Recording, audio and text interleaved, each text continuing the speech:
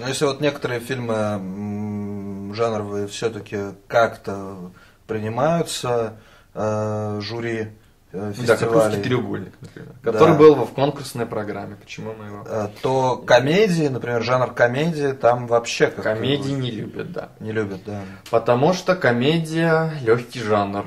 Когда дают приз за лучший фильм, то дают, любят давать, конечно, картинам серьезным, трагедиям и драмам. Жизнь тяжелая, жизнь жестокая, мы должны показывать фильмы, которые отображают все эти проблемы.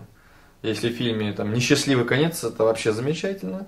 Вот. А если вдруг какая-то легкая комедия завоевала первый приз, ну это как-то очень странно, согласитесь, да? Для нас, для Явно, это несерьезно. Явно какая-то подстава. Да, и вот Вуди Аллен, который постоянно участвует в фестивалях, он уже редко берет какие призы. И то это даже Вуди Аллен, это не коммерческий такой режиссер. Роберт Олтман иногда брал призы за свои фильмы. Хотя его комедии, естественно, так отличаются от общего потока всех комедий. Это такие серьезные философские картины, довольно сложные. Вот. Но все-таки в большинстве своем первый приз и главные картины, которые снятся событием, это, как правило, какие-то серьезные иногда фильмы, даже трагические, это драмы с несчастливым концом, трагедия лучше всего. Вот Ларс фон Триер завсегдатый так подобных фестивалей обычно берет первые места. Там та же самая «Танцующая в темноте», «Рассекая волны», «Догвиль». Это фильмы, после которых хочется пойти и повеситься. Но почему-то, да, почему-то очень любят. Потому что серьезные. Ну, Триер замечательный режиссер здесь, в общем-то. Хотя его последний фильм «Антихрист» это такая своеобразная пародия, что ли, на фестивальный фильм, в принципе. Мы можем вспомнить в любом случае какие-то комедии, которые когда-то получали премии. И даже одно время, устав от чернухи, на фестивалях стали появляться более легкие фильмы. Вот, и на московском фестивале несколько комедий получали какие-то призы. Там. Да, и Ричи опять же брал какие-то фильмы, хотя у него не совсем комедии. У него не совсем комедии, даже комедийные, но это криминальные такие жесткие фильмы. В общем, комедии не жалуют. Это такой вообще-то показатель. Показатель отношения к реальности, когда комедия, даже серьезная, осмысленная, не просто набор гэгов или шуток, становится уже синоним, что фильм не получит какой-то приз. Сейчас вот в последнее время прослеживается тенденция, что время от времени комедии или более легкие фильмы, такие мелодрамы комедийные, в общем, фильмы, не обладающие трагедийным началом, а вот и более-менее развеселые попадают в фестивали и даже могут претендовать на главный приз. В общем, на московском фестивале такое происходит уже довольно часто, на европейских и на американских тоже. Хотя вот опять мы смотрим «Оскар», мы видим, что жанровые картины получают здесь призы. Но опять же, в «Оскаре» там очень мало комедий. Последнюю комедию ты можешь назвать? Которая получила «Оскар», да. Прямо комедию «Камера» какая-то получила. Давай вспоминать. Анализируй. Нет. Нет, они не получали. Но «Братья Коэны» получают, но у них комедии, не комедии. «Серьезный человек», «Серьезный человек» номинировался. «Шоу Трумана». «Шоу Трумана», да. «Шоу Трумана» получил. Это было 100 лет назад. Это было 100 лет назад, да. И то там как-то комедия, не комедия, тоже непонятно. В общем, чистые комедии. Чисто комедийный жанр не жалуются ни на каких фестивалях, да? То есть неудобно комиссии, жюри выдавать лучший приз комедии, потому что это считается не очень серьезным таким жанром, его не очень любят. И тут видишь, жанровые комедии, несерьезные фильмы или там предпочтение фильмам с трагическим концом, это тоже клише своего рода. Здесь мы можем вспомнить того же, например, Чаплина, который, при том, что он снимал абсолютно коммерческие фильмы с точки зрения окупаемости, он был замечательным продюсером, и очень много его открытий как продюсер используется до сих пор. Это человек, который начал вводить предварительные показы, чтобы выяснить, над какими шутками публика смеется больше.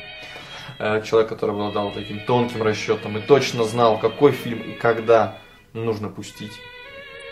Тем не менее, имя Чаплина стоит в первом ряду всех синефилов как образец авторского кино.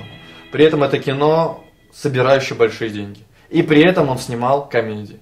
То есть такая фигура, которую все знают и все преклоняются, является одновременно и коммерческой, по сути, коммерческим проектом и снимает комедии. Это звуковых комедий, по-моему, он не снимал. Он единственный «Великий диктатор». «Великий диктатор» уже появился со звуком. Нельзя назвать комедией в чистом виде. Ну, а если говорить о «Месье Верду», то там вообще комедии нету, по-моему. Нет, есть картина «Король в Нью-Йорке». И, «Месье Верду», да, это не совсем комедия, хотя, в общем-то, сказать, что это какой-то другой жанр, но это комедия более грустная, менее веселая. Она не эксцентрическая комедия. Скорее трагифарс. Без эксцентрики. Это фарс, трагифарс, это в любом случае нечто отменяющее отношение к комедийному жанру.